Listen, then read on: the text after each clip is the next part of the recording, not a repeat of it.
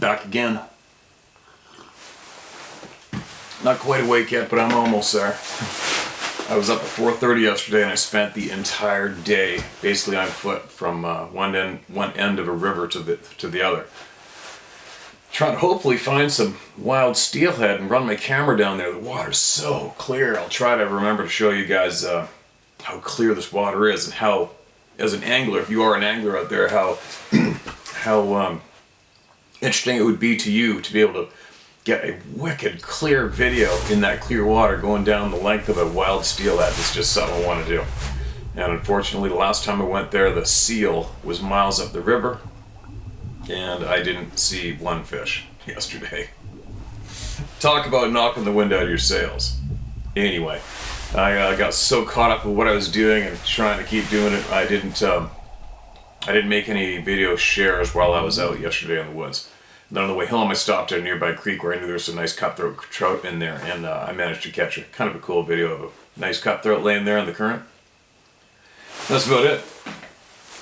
Now, sun's out 2 days in a row. Crazy. It's crazy how it makes you feel. It energizes you and gives you more incentive to get stuff done, right? I got a lot of stuff to do. Now, I have a lot of people that need to be heard. I got a lot going on. Too much going on. If you guys knew what I had going on in regular life, you'd probably think I was an absolute marblehead for sitting here daily. But the stubborn end of me said I will get the emails read, and I will. Anyway, a quick note. I keep forgetting to mention this about our eyes. One thing that I've realized for quite some time is our eyes. Somebody out there knows a lot more than I do about our eyes. Something is going on with every 100% of us. There's more to our eyeballs than just seeing. I've seen too many clues. There's too much evidence of something else is going on. Something that maybe possibly we do not remember. Something that there's just something going on with our eyesight and us. You know, it's funny when we go down. Here's an example. And I know you can all relate to this. You know, as you're driving in traffic, when you look up at the next vehicle, you look at a vehicle hanging left in front of you at an intersection. Where do you look? You don't automatically look at the front left tire, right? But take note, we automatically look at the driver and we go straight to their eyes with our eyes. We always look at another human being's eyes. Always. Why? Why is that? What do you think our deep down, what are we looking for? Deep down. Okay, I'm not quite awake yet, you guys. All right, and I don't script anything, so I hope I'm gonna make sense here. A little slip of caffeine. As we're passing people in the mall, every single person, we don't automatically look at their shoe or their toe or their kneecap. We glance at their eyes. Even a quick glance. If they're looking at us, typically we look away. A lot of you kinder souls out there will look at somebody and make eye contact, give a pleasant smile. But what we do is we automatically look at eyeballs. Always. You know what I mean? Driving, walking, running. We look at people's eyes. Not your shoulder. We don't always look at a person's shoulder. It's eyes. Now with so many people, this strong pattern of people emailing in when they see these whatever you want to call them, these wild people, human but not human people, beings, the second our eyes hit them, they know. You know, that for that one particular pattern has come up for quite some time in my becoming aware of our eyes and our eyesight being sensed by animals. I've known that for a long time. I've known about the snipers in the military. I've known snipers in the military. They've all said they do not look directly at your target ever. It's a known fact. But what an amazing power that is in our eyeballs, right? But I think there's a lot more to our eyes. There's just a lot more to our eyes than just seeing. I wonder if possibly back in the day, what could we do with our eyes alone, our eyesight, something projected through our eyeballs? What did we used to be able to do, which is much more substantial than just seeing? See what I'm getting at? Some people might be getting really confused with me, but others maybe twigged on to knowing exactly what I'm talking about, maybe having more knowledge about what I'm getting at. Like I said earlier, my mouth and my brain doesn't mesh up as smooth as I'd like it to at times. But there's just something going on with our eyes. There's something more going on, much, much more going on than just seeing shit. There's no way there isn't. And I would like to find out before this rides up. What's up? What am I missing out on? What could I be possibly doing more through my eyes alone, right? It's very interesting to me. Now, what else? What else? Oh, tree destruction. Another thing. I wrote down a few things that I keep forgetting to mention that I want to find out about for myself. I want to soak up more about. Another strong pattern here amongst all the people here, the tens of thousands, is how many times people have emailed in to hear what is commonly described as like a bulldozer going through the forest. You could hear it knocking down trees as it took off, breaking everything in its path. Now, I do not recall, has anyone ever shared with us on video that destruction trail they heard being formed as something was ripping through that timber like a, quote, a bulldozer, unquote, right? Me being a hunter, and I've done it, I have videotaped how I've tracked, I think I made a real good videotape of tracking a bear, bow hunting a huge bear, and I videotape every single thing that I see leading me to successfully trail that bear and finding it.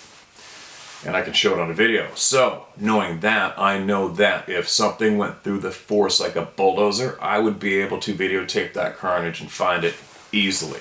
I know I could. But I haven't experienced that firsthand yet. So, my question to all of you out there listening is, if you have heard the multiple trees getting big branches getting knocked off, smashed down as something went through that timber, if you heard it, did you go look for the carnage trail? And if you did you find it? And if you did find it, did you videotape it? If you didn't, could you go back there and videotape and show us the beginning of where you found that carnage trail of something blasting through timber to as far out as you can to videotape it as you go without shutting the camera off? You know what I mean? Just hit that carnage trail and show it to me. If you can, I would absolutely appreciate that, and I would be absolutely curious to see that carnage trail, right? I mean, I could find teeny tiny little willow branches and leaves tore off from game running through the woods as it was vitally shot on its trail out. So it shouldn't be too hard, I wouldn't imagine, to find the carnage trail of something that sounded like a bulldozer going through the timber, knocking over trees and huge branches as it went. It's a pattern of hearing that. I'm not absolutely convinced yet that sound is coming from the physical trees and timber that are right there. I'm going to sound confusing, aren't I? I'm not absolutely convinced that those sounds are coming from the trees that are actually present in that path where it sounds where it's traveling yet myself. I know it's sounding confusing, but do you see what I mean? I believe those sounds are being heard, and I believe those are the sounds of trees getting pushed over and massive branches getting whacked. But I'm not absolutely convinced that those trees are present here with us at this vibration level, whatever you want to call it. It's just a little bit of speculation part on my part. I'm curious.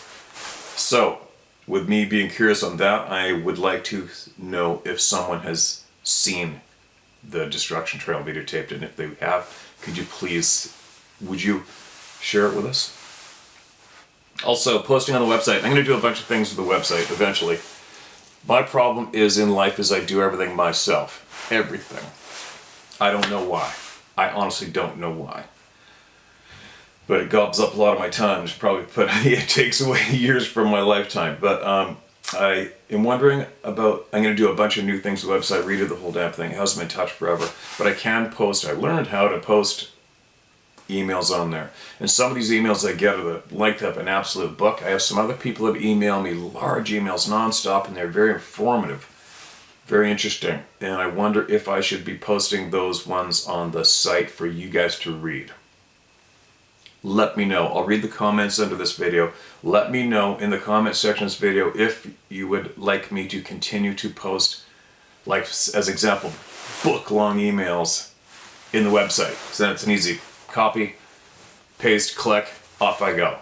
And then I can get many more of you heard here who've been waiting forever. See what I'm getting at? Let me know what your feelings on that. If I should do that with the extra long emails. Should I just post from the website and you guys can check them out there? Alright? Alright, so there. What else do we got? That's about it. Oz, tree destruction, website. There we go. Jerry Springer died. Jerry Springer died yesterday. Sarah was telling me that last night. She goes, oh my god, Jerry Springer died. And it's funny, you know, when hearing that, I kind of instantly thought, wow, I didn't really think about Jerry Springer himself and what he has done with his life. I mean, the way I did, but I was wondering, he passed. He made it, what, 79 years old? Not a bad run, right? But I wonder if, when he passed, I wonder what his feelings were at the end of his ride. Did he utilize his time the way he wanted to? Did he end that ride going, yes, I did it. I did everything I wanted to do and I did it the right way. Do you know what I mean? See what I'm getting at? I wonder if Jerry Springer, when he died, he looked back and thought, yes, I win. I utilized my time perfectly this lifetime. I wonder. Because that's what plagues me. Not plagues me, but I think it's probably why I have had that feeling of, I feel like I'm running out of time for quite some time now. I'm running out of time. I got to get this done. I got to do it all. I want to do it all. I want to learn it all. I don't want to be at the end of the ride and not learn everything I could have, or done everything I could have to help people learn as well. I'm babbling. Let's get some more caffeine in me, shall we? Why am I wearing this jacket? Because it's freezing. It's not freezing. It's pretty cold in here. There isn't regular heat in the shop, and I had to go to electrician's business yesterday, my travels, and the electrician's going to be back on May 7th to put my little heater in the wall and finish this place up. Then I'll have heat in here. So what I do in the morning is come in here, turn on the little electric heater, and then I go open up the chickens, feed the goats, feed the horses, and then come in here and shut the heater off because it makes a lot of noise. Now that's about it. Also, one more mention. Last night in the evening I came home, the sun's been out finally, and we have hummingbirds like you would not believe on our back deck. It was very cool, and I haven't seen it yet, but I think I got some cool video, and I'll share it right now as well. And or maybe I'll share at the beginning of the video, you've already seen it. But what I am going to do this evening is I'm going to get that new GoPro that I bought, because it has a slow motion setting on it, and I'm going to put it on the pole, which is about that far from the feeder. I'm going to put it up there early today so they get used to it, don't think it's a monster. And then this evening, I mean, there was over a dozen hummingbirds going crazy on our feeder last night. It was really something to watch. And the males are all full color. It's this mating season, obviously, and they're going at each other and fighting and talking and eating and sitting on the little string we got up there. So I'm going to put the GoPro up on that pole and sit it there early today so they get used to it, don't think it's a monster. And hopefully tonight, if we get a dozen of them again, I'm going to hit record on the ultra slow motion and see if I can get some of that National Geographic style slow motion video of the hummingbirds flapping their wings at the feeder. Well, I'm really babbling today, aren't I? All right, let's get some voices heard. All right, let's get some voices heard. Oh, here's a note that I found. This is my old phone. I found this note. Excuse me. And it was from 2020. I think it's a note I wanted to pass on to you. Try to prove or argue about the true or not. You're playing right into their hands. This has to stop. It has been proven. Ask why the public, especially the children, are not being properly informed. That is where the focus needs to be at this stage of the game. That was what I realized far before I came out publicly. And that's probably some of my fuel to come out publicly about this topic, was the circle of nowhere, of going nowhere, being created. Keeping us arguing and trying to prove.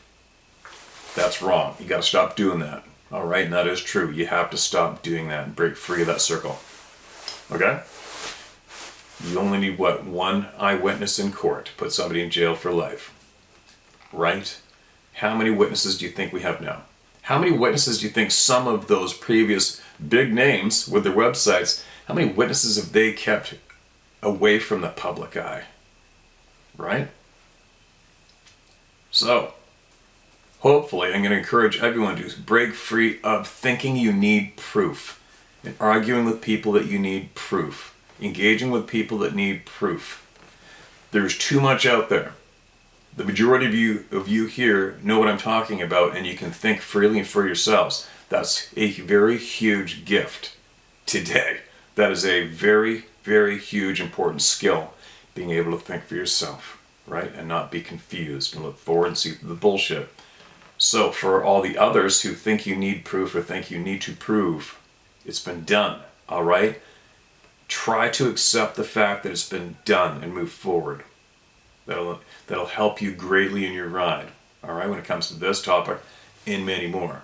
All right, try to see the pattern of being led in a circle that goes nowhere. Try to see it. It stands out like a sore thumb to me in a bowling ball. It has forever. So, quick note I found, share it again. Will he get to sharing emails?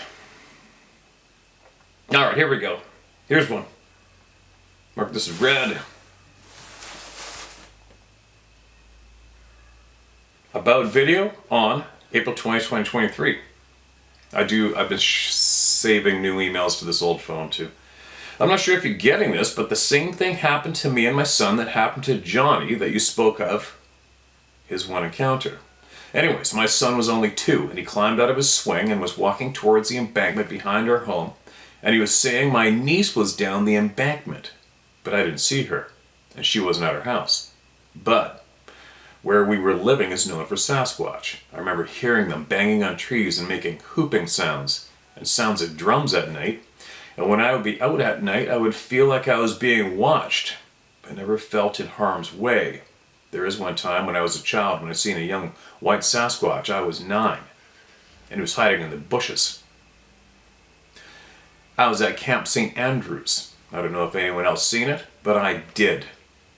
It was just watching me. When I turned around to answer my camp counselor and turned back around to look at it again, it vanished. Vanished again. There's another pattern of things being noted. Vanished. I'm guessing he meant vanished from your eyes in plain sight, or did it just step into the woods? Either answer is obviously acceptable. I think it's kind of creepy that family members or neighbors' voices can be mimicked in the distance in the night in the forest. We've had that's been shared more than a few times. I don't know what's doing that. I haven't a clue if it's these beings or not. I don't know.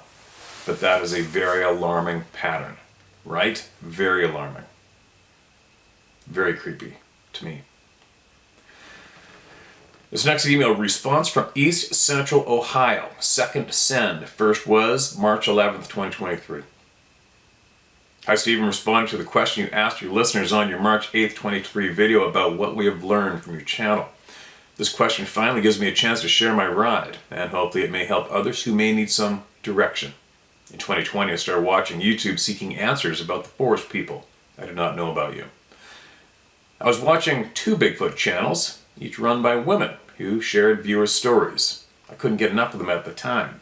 It was these women who mentioned your name and the name of David Paulides that caused me to seek out both of your channels. I found your hunting channel first, then found your The Facts by Howtohunt concerning Sasquatch.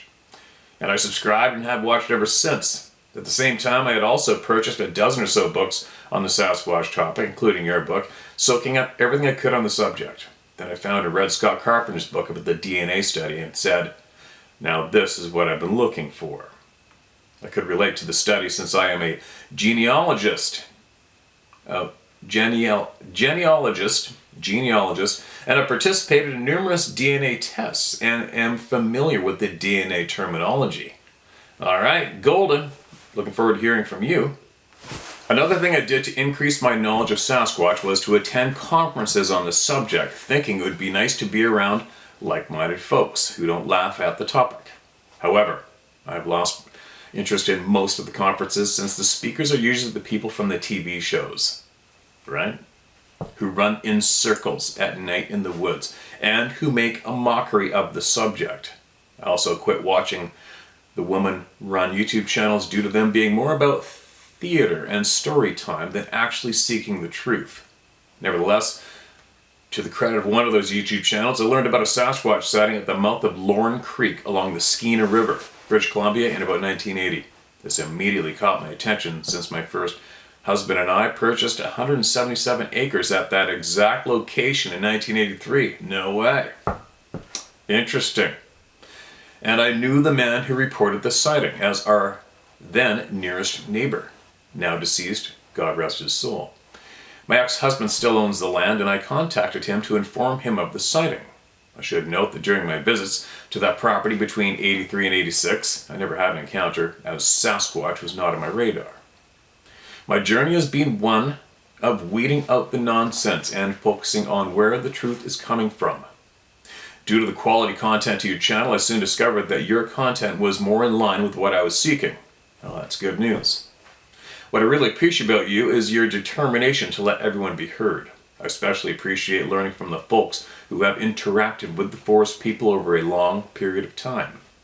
They now call habituation, such as the Owlman in Team Arizona. I also appreciate the highly educated folks, such as psychologists and scientists, providing possible answers to questions that arise. I have to say that after hearing and reading several thousand testimonies of someone seeing a Bigfoot cross the road, yawn, I believe your contributors are leading us much deeper into the topic, and because of that I can never go back to the entertainment stories. No doubt, that's because we offer up everybody gets to speak here and speak their truth, and we do not filter anything here. We don't say, uh-oh, somebody mentioned it looked like a human again, let's put that away in the closet, right? Sorry for interrupting. I'll have to admit that I have never had an encounter myself, but not because I don't try. 10 or so years ago, when asked if I believed in Bigfoot, I said yes, but I thought they lived in remote regions like the Pacific Northwest or Canada, and certainly not in Ohio where I live. Boy, was I wrong. I've lived in Ohio since 2004, and I have learned about most of the encounters here, 2 of which have documentaries made about them. There have been several reported sightings within a couple of miles of my house, and I live in a town. Starting in 2020, in my personal quest for a sighting of the forest people, I researched sightings in my area. I used aerial images to find trails providing the most forested and remote land, zeroing in on where I thought I might have an encounter. After hiking 42 miles of trails, I had no luck. However, it made me feel like I was on the right track when in December 22, I went hiking on a trail I thought offered a higher than normal probability of a sighting, and which I had been hiking frequently. To my surprise, as I approached the trailhead, someone had posted a handwritten sign stating, "Warning, Bigfoot area, stay on marked trails, keep children and pets inside at all times." What led me to believe this sign was the result of a sighting is because it was handwritten with permanent marker on a thick piece of plastic material, impervious to rain, and nailed to the trail sign. It was not a store-bought sign. If the sign was written as a result of a sighting, it validated my research and analysis of the area where I thought my chances were best for an encounter. It was within about 1 mile as the crow flies of a 2014 sighting near a river, as rivers are known corridors for Bigfoot, and the trail was in a secluded wooded area with few hikers. The news of this sighting caused me to rethink my previous experiences on this trail and remember 2 questionable things I encountered while hiking there. Excuse me. First, when hiking there in July 21, I found about 4 very tall trees, over 100 feet each, in similar diameter, about 8 inches, snapped off and precariously leaning on other trees. It was something that humans could not do. And this was new since my last hike there. Although I am not a person who goes around looking for tree breaks, the next time I hiked there, they had been cleared, most likely by the trail maintenance crew. The second suspicious thing I found on that trail, only one time, was a strong smell of urine that I could smell for about a 30-foot long span of trail. In my opinion, there are no forest critters who could have left such a strong urine signature. Agreed. In ending, thank you, Steve. I feel we/the community have come a long way in learning about the forest people. I think of them completely different than I did before. I've always been a strong, independent, and courageous woman, and I'm not afraid of having an encounter. Knowledge is power. We won't fear what we understand, only what we don't understand. My advice to the true knowledge seeker is to research all forms of information on the topic, learning to use discretion to weed out the false narrative. The more you read and listen, the better informed you will be. Thanks, Steve, for this outlet. Julie M., East Central Ohio. You can use my name and location. Julie, absolutely appreciate your email. It gives me more incentive to keep going. Do I hope you see one of these beings? I don't know. I don't know myself. It's like it obviously changes. It's a game changer in life. Seeing one of these things, it's an absolute game changer, especially if you were already previously apt to think for yourself and see through bullshit.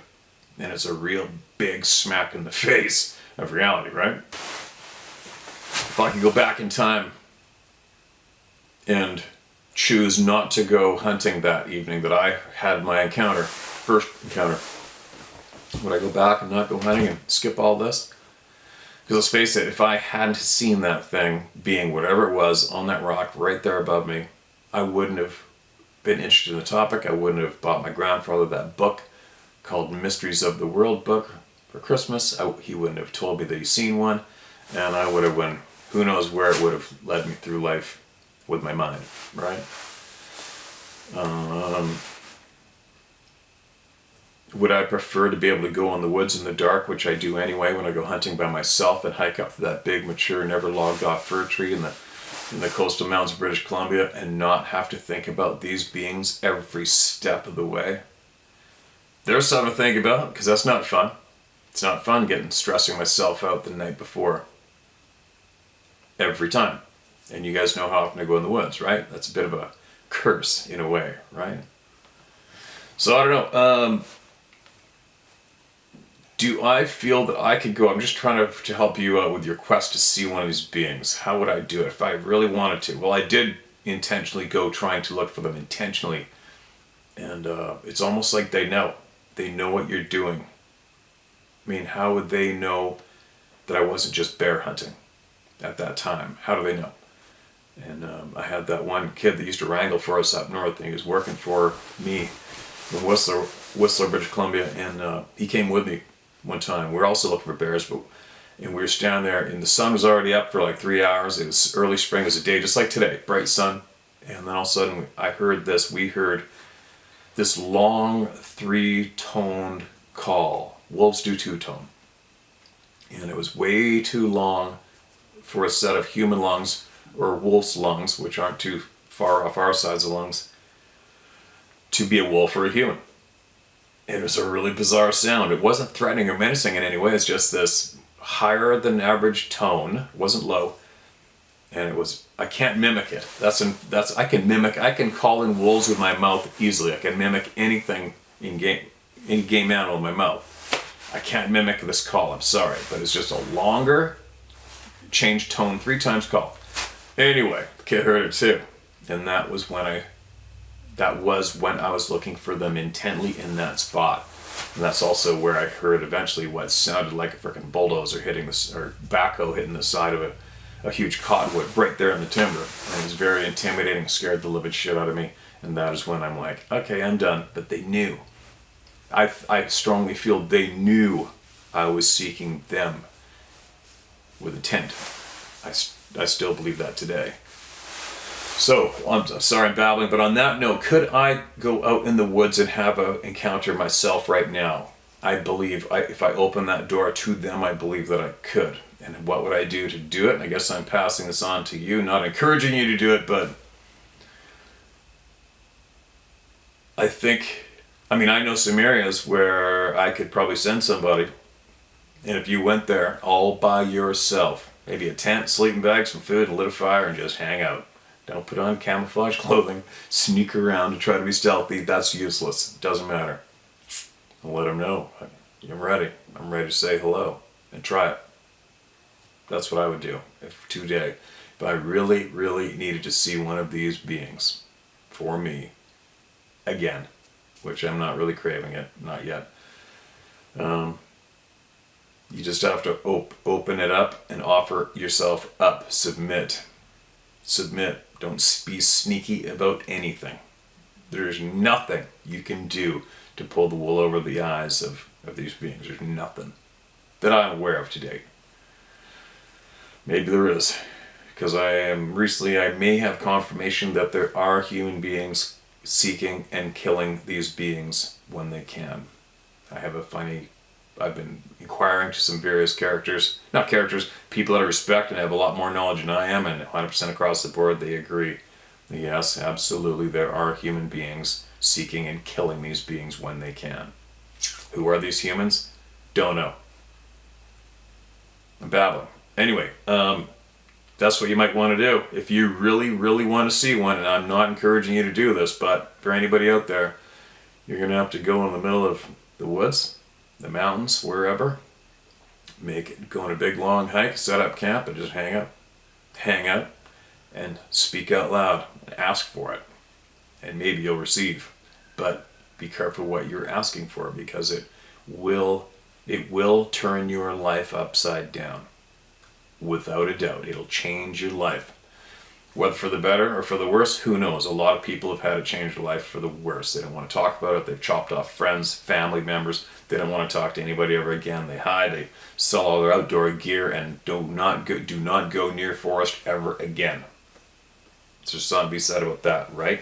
That's one of my biggest fears. My biggest fear is losing the real world. I'm hanging in there. I'm good. But I don't want to lose my connection with the real world. I don't want to be scared away from the real world and have to be just sit in this treadmill. Which could be a description of our human existence, this frickin' treadmill. I don't want to be there. I want to be in the real world. I don't want to be chased out of it. I don't want to be scared of it. You know what I mean? So, that's what I'm saying. Careful what you ask for, because there is that high percentage chance that just might happen to you. If you do have your face-to-face experience, you may not want to go near a bush or a tree ever again in this lifetime. That is something to think about. Anyway, moving along. Really babbling today, right? All right, who do we got? What do we got? This is titled "Punched Junior in the Nose. Dad Not Happy" is the title of this email. I don't know. I never put eyes on them. There probably was Bigfoot, though.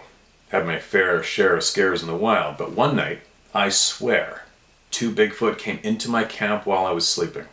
Much too terrifying than can be expressed with written words. Not something I'd like to repeat again. I also know the visual and other signs of when they are near. I can't say I'll not go camping way back out in the middle of nowhere again unless I have a firearm, an escape route, and a vehicle within a few feet of me. This was at about 60 to 70 miles east of Portland, Oregon. Place was called Bagby Hot Springs. Except for that one night, I never dealt with more than 1 Bigfoot at a time, and I've had many. However, none were what I would call pleasant, unless you enjoy having 100-pound boulders and smaller rocks thrown at you. I'm assuming that all my Bigfoot encounters were from the same one, since I have visited the same location every weekend over a 5-year period. I've had similar experiences dozens of times. Could be it / they developed a relationship of sorts with me? I did hold many one-sided conversations with them stating my peaceful intentions, but this did not help in lessening my contact with them. Oh, there's a dog. Come on, pup! Come on, man. You making? What are you doing? What are you doing? What are you doing, you big goon? You're soaking wet. You've been in the pond. All right. I'm reading emails. You gotta lay down or something. Don't jump on me. Sorry, guys. Adventure dog just came in and found me. Could it be they developed a relationship of sorts with me? I did hold many one-sided conversations with them stating my peaceful intentions, but this did not help me in lessening my contact with them. The one thing I stated verbally and in my mind every time was that I believed I also had the right to be there. For all I know, throwing boulders and rocks is how they say hello, and their way of letting you know who is dominant and telling you not to misbehave while in their territory. After all, I was never drug out of my tent and eaten. That did not make me feel any more at ease, though. They didn't want me to be around, period. That was made obvious. I basically said, F you, I'll do what I want, which I had to reinforce one night when two of them came in too close for my comfort. Things actually got physical once in the darkness of night. I could see somewhat, which was very rare for Oregon because the moon was actually out that night. I was in a small tubular tent about 3 feet tall, about 20 foot from the river, when one of them slowly pushed into the roof of my tent and forced the roof of it down with his fist until it nearly touched my face. The clenched fist was 8 inches wide. I could see his knuckles. I was suddenly wide awake as my mind scrambled for what to do next. This is not a bear or a deer. I was in a state of shock when it withdrew. My first thought was to escape. But how far would that get me? What are my options? What is this thing? Whatever it was large. I could hear it breathing, and its lung capacity was huge. What I don't understand is, why did it do it again? I can't wrap my brain around it. The second time, a 16 to 18 inch wide face with about a 4 to 5 inch wide human-shaped flat nose, a chin, eye sockets, wide brow, and a forehead pressed into the tent roof and stopped about 2 feet from my face. It stopped and took in a lung full of my scent as it was scaring the shit out of me. This was no bear. It had the shape of a person's face. I thought if it were my time to die, I wasn't going to go out without a fight. What else can I do? So I reared back my arm and I hit it full power and full force across its nose. This was also freaking weird, like I was in a dream. Now just imagine it if you're on the receiving end of this. It is as dark as it can be on a moonlit night and getting sucker punched in the face. To say the least, whatever it was, it didn't appreciate it. It literally stumbled back a few feet and threw a tantrum like a child would. It let out what I described as a very loud and high-pitched scream. A second later, there was another very deep and very angry roar coming from the opposite side of the tent. I swear I could feel my insides vibrate. That second one sounded older in age, more mature. It was obviously mad and began yelling at the first one in some kind of warbling gibberish. Imagine a man shaking his head and trying to imitate a turkey. The tones went from high to low and back again, but it sounded like it had a structured language to it. It was clearly pissed off and it was stomping its feet, making the ground shake. I got a sense that the older one was a father scolding a young teenager like it knew the child did something really stupid, but Dad couldn't do anything directly to me, and the dad was really, really mad. I can't explain it any better than that. The young one on my right went quiet, and I never heard from it again, like it just simply disappeared. Dad, on the other hand, began tearing my camp apart for the next 10 seconds or so before I ran off into the woods on 2 heavy feet and screaming like, well, it almost sounded like a woman. Was there a female there too? I don't know. Boy, though, the man was pissed. It didn't immediately leave. It proceeded to destroy my camp. It shook the very air. My body vibrated when it yelled. Not to mention the ground. The ground shook with each step as it ran off. There was a splash where it must have leapt into the river, and it could be heard running up the next mountainside. Didn't get to sleep that night, but next morning when the sun came up, I surveyed the damage. The ground was dry, and dirt scrapes were everywhere. No real footprints. There was a trail of smashed undergrowth. It tossed everything in camp. There was a chainsawed 6-foot tree log with a 2-foot diameter. I used it as a bench, which it threw about 20 feet. If it wanted, it could have squashed me. It didn't. It could have drugged me off. After all, I was a pre-packaged meal, and it just had to take me, but it didn't. It could have done anything it wanted to me. Or maybe not. Maybe God protected me as he had so many times before, besides damaging a few personal items, i.e. dented coffee pot, broken walking stick, bent grill on the fire pit, etc. It did absolutely nothing other than scare the shit out of me. And for that, the young one got popped in the nose. Even after all that, I kept going out there. No way.